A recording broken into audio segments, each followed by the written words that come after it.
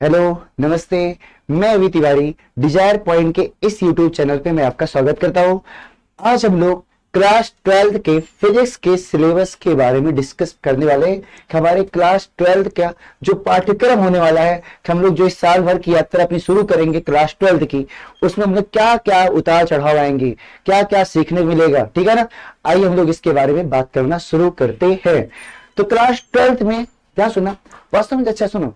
Physics को अगर आपको आसानी समझना है तो आपको मैथ समझनी चाहिए, मैथ समझनी पड़ेगी। क्योंकि कहा जाता है ना कि mathematics is the language of the physics. मतलब जो फिजिक्स की भाषा है वो मैथ है। फिजिक्स की भाषा क्या है? मैथ है। जैसे आप हमारी बातों को समझ पा रहे हो हिंदी भाषा के थ्रू, हिंदी भाषा में आप हमारी बातों समझ रहे हो। वैसे अगर आपको फिजिक्स को समझना है ना, फिजिक्स से बातें करनी है, तो मैथ आपको जानना पड़ेगा। मैथ एक टूल है। मतलब जैसे अगर मान लो कोई बाइक है, उस बाइक को खोलना है तो आपके पास रिंच और पाना का होना जरूरी है। बिना रिंच और पाने को आप उस बाइक को खोल नहीं पाओगे, उस बाइक को आसानी समझ नहीं पाओगे, हर एक पार्ट को आसानी से देख नहीं पाओगे, समझ नहीं पाओगे। ठीक है ना। बिना रिंच और पाने का बाइक के ऊपर ऊपर देख सकते हो, अंदर गहराई में क्या है आप उसको नहीं देख पाओगे। वैसे ही अगर आपको फिजिक्स समझना है तो फिजिक्स समझने के लिए हमें शुरुआत में मैथ पे थोड़ा सा फोकस करना पड़ेगा। ठीक है ना। तो जो बायो वाले बच्चे वो डरे नहीं कि सर मैं तो मैंने मैथ लिया नहीं, मैं क्या करूं, तो मुझे दिक्कत हो गई, मैंने मैथ लिया नहीं, मैं बायो ले लिया हूं। परेशान होना नहीं है यार, हम है ना, आराम से हो जाएगा, क्लियर हो जाएगा, कोई दिक्कत नहीं है। शुरुआत में हम लोग अपने इस 12th के पाठ्यक्रम को शुरुआत करने से पहले हम लोग क्या करेंगे कि जो पहला चैप्टर उसको पढ़ने से पहले हम लोग क्या करेंगे, शुरुआत में इस 12th के फिजिक्स के अंदर जितने भी रिंच और पानी, जितने भी टूल्स की जरूरत पड़ने वाली मैथ के, हम लोग सब कवर करेंगे, सब एकदम अच्छे से प्रैक्टिस करेंगे, सब कहां कौन सा यूज होगा ये भी जानेंगे। और समझ कितना कि मतलब गाड़ी के अंदर रिंच पाना हम लोग जानेंगे, और वो रिंच पाना कौन सा कहाँ यूज होगा ये भी तो जानना पड़ेगा ना, तब जाके हमारी चीजें आसान हो जाएंगी। उसी तरीके से अगर हमें फिजिक्स को आराम से समझना है तो हम सबसे पहले इसके टूल्स को समझेंगे, इसके रिंच और पानी समझेंगे, और इसका टूल्स और रिंच पाना क्या कहता है? मैथ है। ठीक है ना। और मैथ में सीखने के बाद वो रिंच पाना कहाँ यूज होगा, वो फॉर्मूला कहाँ यूज होगा, वो कॉन्सेप्ट कहाँ यूज होगा, इस तरीके से हम लोग आराम समझेंगे। क्योंकि आपने शायद 11 अगर पढ़ा होगा तो आपको ज्यादा प्रॉब्लम आई होगी। आपको जब फिजिक्स में कहानी वाली चीजें चल रही होंगी तब आपको आसानी समझ में आ गया होगा। लेकिन जब डेरिवेशन की बात आती होगी, फार्मूले के निगमन की बात आती होगी, जब न्यूमेरिकल बात होगी, तब आप काम जाते रहोगे। ये क्या हो गया, ये कैसे हो गया, यहाँ पे सर को कैसे पता चला यही फॉर्मूला यूज करना है, ये कैसे करना है, क्या नहीं करना है, यही कॉन्सेप्ट यूज करना है, कैसे पता चला। आपको भी ध्यान सुनना। जैसे आपने देखा था क्लास 11th में, उस तरीके जैसे क्लास में देखा था उससे बहुत ही बेटर ढंग से आपको क्लास 12 में सारी चीजें बताई जाएंगी। क्लास 11th में आपने जो भी गलतियां की उस गलतियों को भूल जाओ।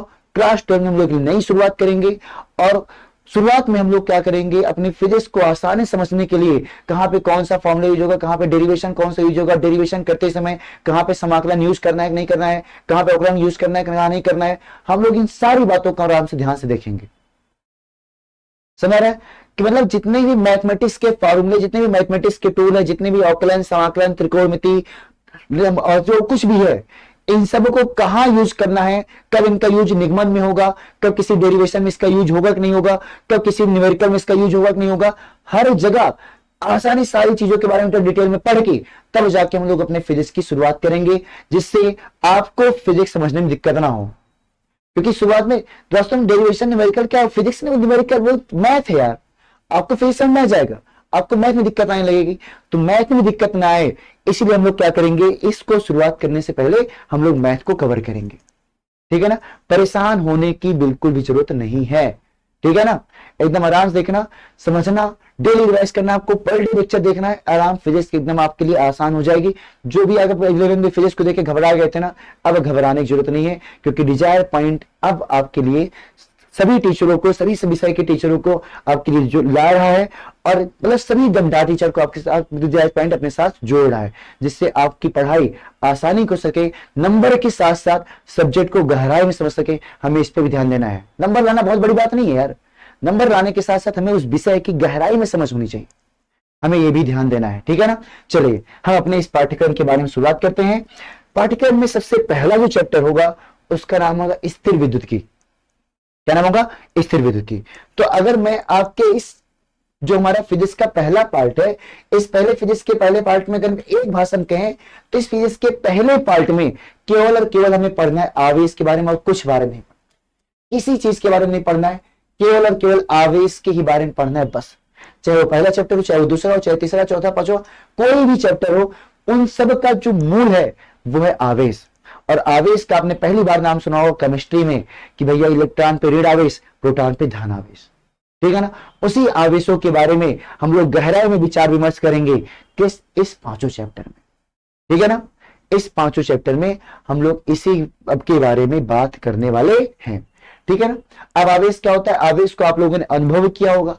आप लोगों ने बचपन में लगभग जब आप छोटे रहोगे, क्लास 6, 7, 8 में पढ़ते रहोगे, या अभी भी आप कक्षा में जब टीचर नहीं रहते होंगे तो आप क्या करते होगे, कभी खेल कूद करते करते आपने ये भी काम किया होगा कि आपने छोटे छोटे कागज के टुकड़े को फाड़ा, और फाड़ने के बाद आपने एक पेन लिया, पेन को बालों में रगड़ा और आपने देखा कागज चिपकने लगा, आपको अच्छा देखने में मजा आया, ठीक है ना। अब ये कागज जिस गुण की वजह से इस पेन में चिपक गया, उस गुण का नाम क्या हो गया, आवेश। उस गुण का नाम क्या हो गया, आवेश हो गया, ठीक है। आगे बढ़ते हैं। तो आवेश का आपने अनुभव बहुत किया है, अब उसी आवेश के बारे में हमें आसानी से समझना है और जानना है, घबराने की बिल्कुल जरूरत नहीं है। अब आवेश की कई कंडीशन है। पहला, एक आवेश जब रुका होगा, जब आवेश एकदम स्थिर है, तब वो अपने चारों तरफ क्या माहौल बना रहा है, क्या कैसा बल लगा रहा है दूसरों पे, कैसा अधिकार जमा रहा है दूसरों पे, वो क्या क्या काम कर रहा है, तब उसके बारे में जब हम पढ़ेंगे तो वो हमारा कहलाएगा स्थिर विद्युत की। स्थिर से नाम क्लियर है, स्थिर, रुका हुआ, रुका हुआ। तो जब आवेश रुका हुआ होगा, जब उसके बारे में हम लोग पढ़ेंगे तब हमारा वो कहलाएगा स्थिर विद्युत की। क्या कहलाएगा, स्थिर विद्युत की, ठीक है। आगे बढ़ते हैं। आगे अपने पास है धारा विद्युत। क्या भैया, धारा विद्युत। ये विद्युत धारा क्या है, ये धारा विद्युत क्या है, क्या है विद्युत धारा, धारा विद्युत क्या है। तो भैया जब हमारा आवेश चलने लगे, आवेश जब चल रहा हो, एक समान गति से चल रहा हो, समान चाल से चल रहा हो, जब आवेश बह रहा हो, तो जब आवेश बहने लगता है, तब जब हम आवेश के बारे में पढ़ते हैं तो हम उसका नाम देते हैं, क्या नाम देते हैं भैया, धारा विद्युत। उसका क्या नाम देंगे, धारा विद्युत नाम देंगे, ठीक है। तो जब आवेश रुका हुआ हो तब आवेश के बारे में पढ़ाई करें कि भैया आवेश अपने चारों तरफ क्या माहौल बनाया है, क्या काम कर रहा है, कैसे काम कर रहा है। जब उसके बारे में बात करेंगे तो उसका नाम होगा क्या, स्थिर विद्युत की। और जब हमारा आवेश चलने लगे, हौले हौले चलने लगे, तब उसके बारे में जब हम पढ़ेंगे तो उसका नाम होगा धारा विद्युत। क्या नाम होगा भैया, धारा विद्युत नाम। अब आगे बढ़ते हैं। आगे हम लोग बढ़े तो आगे अपने पास आता है धारा का चुंबकीय प्रभाव व चुंबकत्व। अब क्या है भैया, तो धारा का चुंबकीय प्रभाव चुंबकत्व क्या है, जब आवेश चलने लगता है, आवेश क्या करने लगेगा, चलने लगेगा। तो आवेश जब बहने लगता है तो उसी आवेश के बहने के जो बहने लगता है उसको बोलते हैं धारा। जैसे मान लो जल बह रहा हो तो जल की धारा, तो आवेश बह रहा हो तो वैद्युत धारा, ठीक है ना। अब जब वैद्युत धारा बहने लगती है, वो अपने चारों तरफ बहुत सारे काम करना शुरू करती है। कई बार जब धारा बहने लगती है तो कई बार ऐसा होता है कि धारा बहने से वो चुंबक के गुण दिखाने लगती है। जैसे मान लो ये, मान लो पेन है, मान लो तार है, अगर इसमें धारा बह रही होगी, कई बार ऐसा होगा ये चुंबक के तरीके से काम कर रही होगी, आसपास के चुंबकों को डिस्टर्ब करने लगेगी। तो भैया उसका चुंबकीय प्रभाव क्या है, उसके बारे में हम लोग बात करेंगे। तो इसका नाम क्या है, धारा का चुंबकीय प्रभाव और चुंबकत्व। मतलब जब धारा बह रही है तो जो प्रभाव उत्पन्न कर रही है, तो कभी कभी चुंबक के प्रभाव को भी दिखाने लगती है।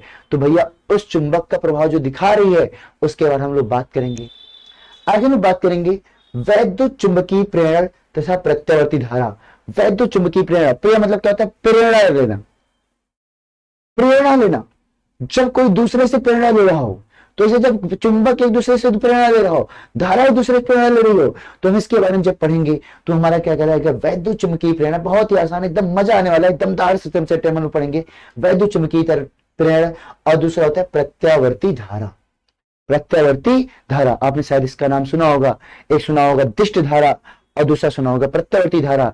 अभी दिष्ट धारा और प्रत्यावर्ती धारा में बात इतना समझिए कि जैसे मान लो यहाँ पे अपने पास एक टर्मिनल ये है, एक टर्मिनल ये है, तो जब दिष्ट धारा होगी तो धारा एक निश्चित दिशा में बहेगी, या तो इधर से इधर बहेगी या तो इधर से इधर बह रही होगी।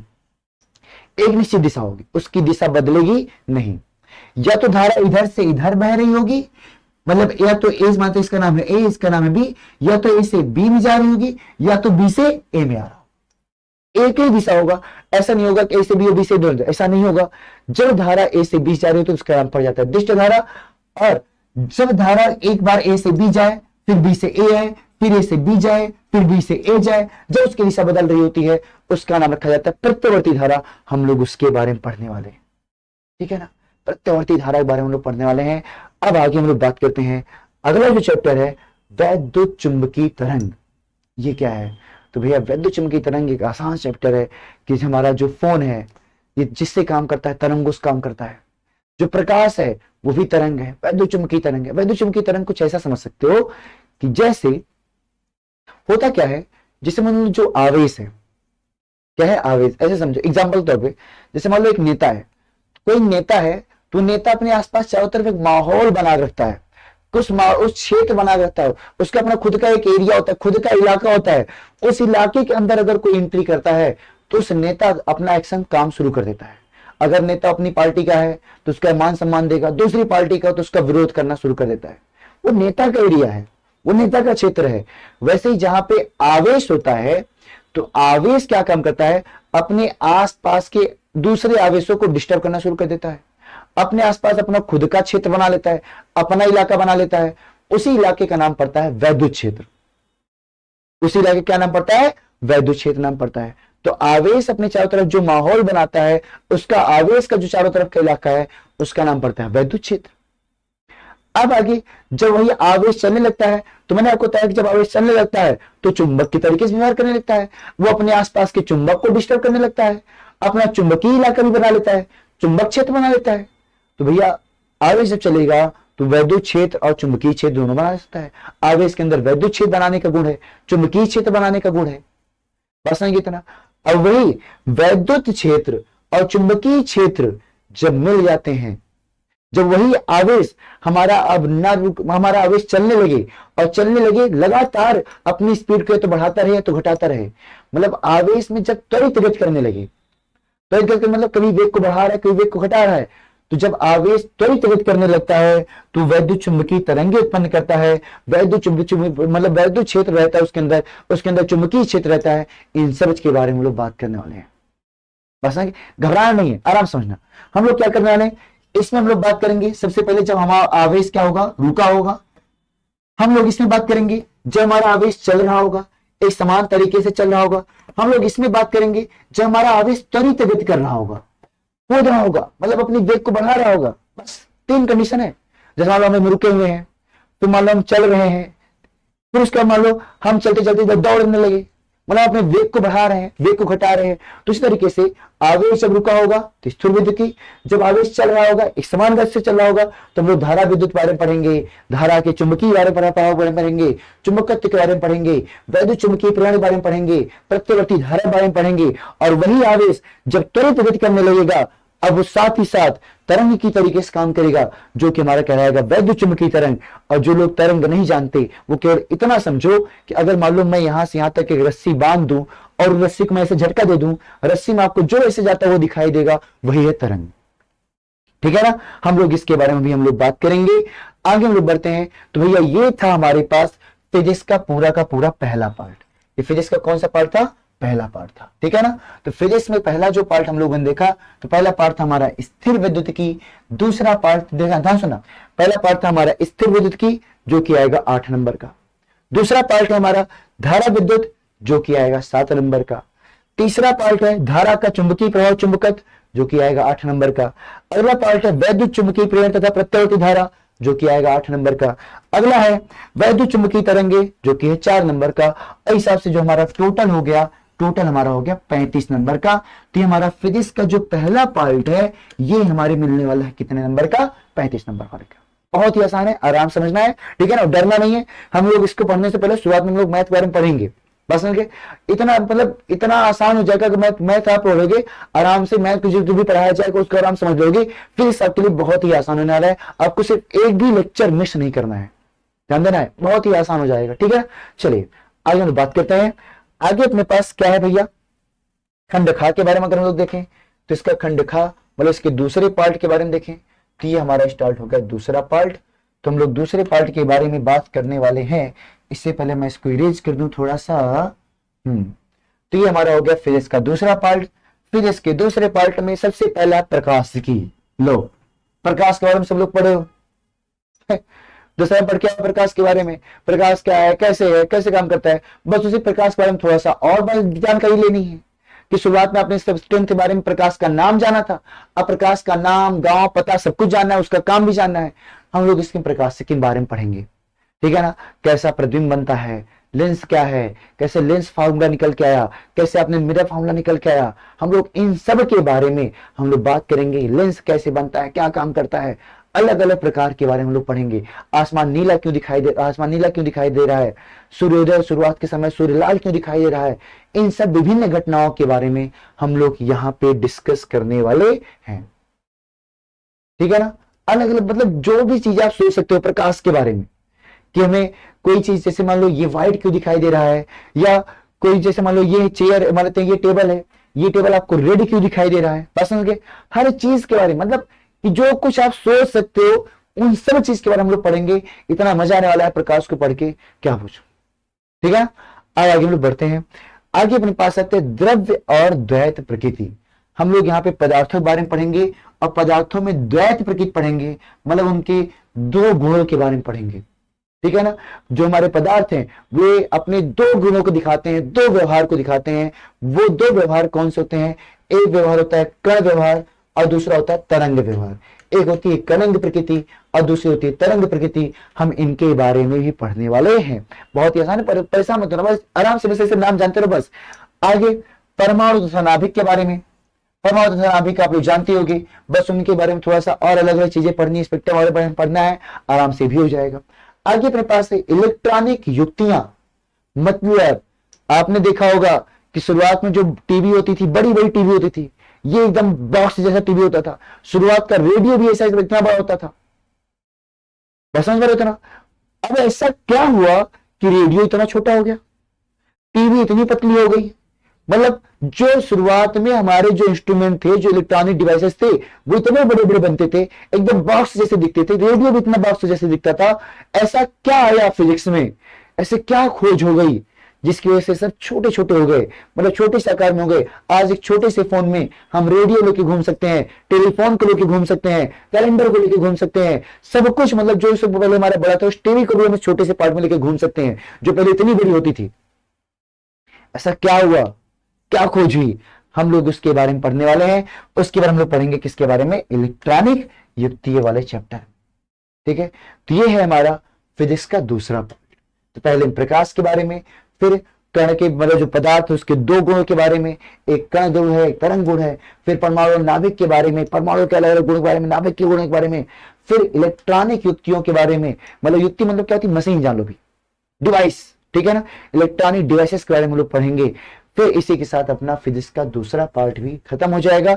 और इसमें पहले चैप्टर से जो आपका नंबर मिलेगा, पहले चैप्टर जो आपका प्रकाशिकी वाला चैप्टर है, जो कि मोस्ट इंपॉर्टेंट है, क्योंकि मोस्ट इंपॉर्टेंट इसलिए क्योंकि यहां से आपको 13 नंबर का क्वेश्चन बनने वाला है। चाहे पहले वाले पार्ट से कंपैरिजन करो, चाहे दूसरे वाले पार्ट से कंपैरिजन करो, सबसे ज्यादा नंबर का क्वेश्चन अगर किसी इकाई से आने वाला है, किसी यूनिट से आने वाला है, वह प्रकाशिकी, ठीक है। उसके बाद हमारा जो द्रव्य और द्वैत प्रकृति है, यहां हमारे बनने वाले हैं यहाँ पे 6 नंबर का क्वेश्चन। फिर परमाणु तथा नाभिक में हमारा 8 नंबर का क्वेश्चन बनने वाला है। इलेक्ट्रॉनिक युक्तियों में हमारे 8 नंबर के क्वेश्चन बनने वाला है, ठीक है ना। फिजिक्स आपके लिए जान लो एकदम मतलब कि बहुत ही आसान होने वाली है, इसमें कोई भी दो राय नहीं है। फिजिक्स क्या, जितने भी टीचर हमारे साथ हम लोग साथ जुड़ रहे हैं, वो सब आपको एकदम दमदार तरीके से पढ़ाएंगे। और ये नहीं आपको सिर्फ नंबर लाने के लिए नहीं, सब्जेक्ट की समझ बढ़ाने के लिए पढ़ाया जाएगा। नंबर तो आसान आ जाएगा, सब्जेक्ट अगर समझ जाओगे तो नंबर भी आसानी से आ जाएगा, ठीक है ना। आराम से ईमानदारी से मेहनत करना है, जैसे भी टीचर आपके साथ ईमानदारी से मेहनत कर रहे हैं, वैसे आपको भी ईमानदारी से मेहनत करना है, ठीक है। तो ये थे आपका 35 नंबर यहां से, 35 नंबर पहले वाले से, तो 70 नंबर का ये हो गया आपका फिजिक्स का पहला और दूसरा पार्ट, ठीक है ना। लेकिन बात फिर बता देता हूं, इसको शुरुआत करने से पहले हम लोग इस फिजिक्स में यूज होने वाले मैथमेटिक्स के बारे में पढ़ेंगे। वो कहां यूज होगा, कैसे यूज होगा, क्यों यूज होगा। जब आप इससे समझ जाओगे तो आपका डेरिवेशन एकदम आसान हो जाएगा, इसकी मैं गारंटी देता हूं। डेरिवेशन हो जाएगा, आसान हो जाएगा, न्यूमेरिकल आसान हो जाएगा, सब कुछ आपके लिए एकदम आसान हो जाएगा, ठीक है ना। चलिए, तो आज के लिए हम इतना रखते हैं, मिलते हैं हम आपको अपने अगले वीडियो में। तब तक के लिए ओके बाय।